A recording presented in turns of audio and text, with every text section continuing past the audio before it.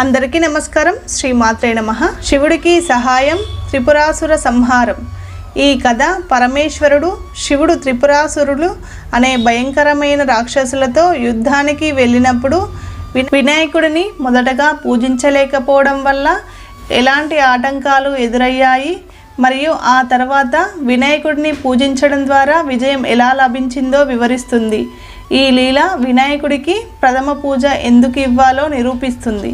త్రిపురాసురులు తారకాసురుడి కుమారుడు అయిన విద్యున్మాలి, తారకాక్షుడు, కమలాక్షుడు అనే ముగ్గురు రాక్షసులు కలిసి త్రిపురాసురులుగా పిలువబడ్డారు.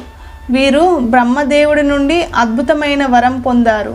బంగారం, వెండి, ఇనుముతో నిర్మించిన 3 నగరాలు, పురాలు భూమి, ఆకాశం మరియు పాతాళంలో తేలియాడుతూ ఉంటారు. ఈ 3 నగరాలు ఒకే రేఖపైకి వచ్చినప్పుడు మాత్రమే శివుడి చేతిలో ఉన్న ఒకే బాణంతో మాత్రమే వారు మరణిస్తారు. ఈ వరం కారణంగా అహంకారం పెరిగిన త్రిపురాసురులు లోకాలన్నింటినీ తీవ్రంగా హింసించడం మొదలుపెట్టారు. త్రిపురాసురుల దౌర్జన్యం మితిమీరడంతో శివుడు వారిని సంహరించడానికి భీకరమైన యుద్ధానికి సిద్ధమయ్యారు. దేవతలందరూ తమ శక్తులను శివుడికి ఇచ్చి ఒకే దివ్య రథాన్ని, బాణాన్ని తయారు చేశారు. శివుడు తన పరాక్రమం మరియు బలంపై అపారమైన నమ్మకంతో యుద్ధానికి బయలుదేరారు. కానీ ఆ యుద్ధాన్ని ప్రారంభించే ముందు వినాయకుడిని మొదటిగా పూజించడం అనే నియమాన్ని పొరపాటున మరిచిపోయారు. శివుడు దివ్య రథంపై ఎక్కి యుద్ధభూమికి చేరుకోగానే రథానికి ఉన్న ఇరుసు ఒక్కసారిగా విరిగిపోయింది. రథం ఆగిపోవడంతో శివుడు మరియు దేవతలందరూ ఆశ్చర్యపోయారు. తమకు ఆటంకం ఎందుకు వచ్చిందో ఎవరికీ అర్థం కాలేదు. అప్పుడు నారద మహర్షి అక్కడకు వచ్చి, ప్రభు, మీరు సమస్త లోకాలను రక్షించే కార్యానికి బయలుదేరారు. కానీ మీరు వినాయకుడిని ప్రథమంగా పూజించాలనే నియమాన్ని మర్చిపోయారు.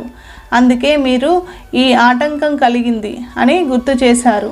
తన పుత్రుడి మహత్యం తనకే గుర్తు లేకపోవడం చూసి శివుడు నవ్వారు. తను కూడా విఘ్నాలను అతీతం కాదని గ్రహించాడు. శివుడు వెంటనే యుద్ధభూమిలోనే వినాయకుడిని ఆవాహన చేసి భక్తి శ్రద్ధలతో ప్రథమ పూజ చేశారు. వినాయకుడి పూజ పూర్తి కాగానే రథం ఇరుసు మళ్ళీ యథాస్థితికి వచ్చింది. ఆటంకాలు తొలగిపోయాయి.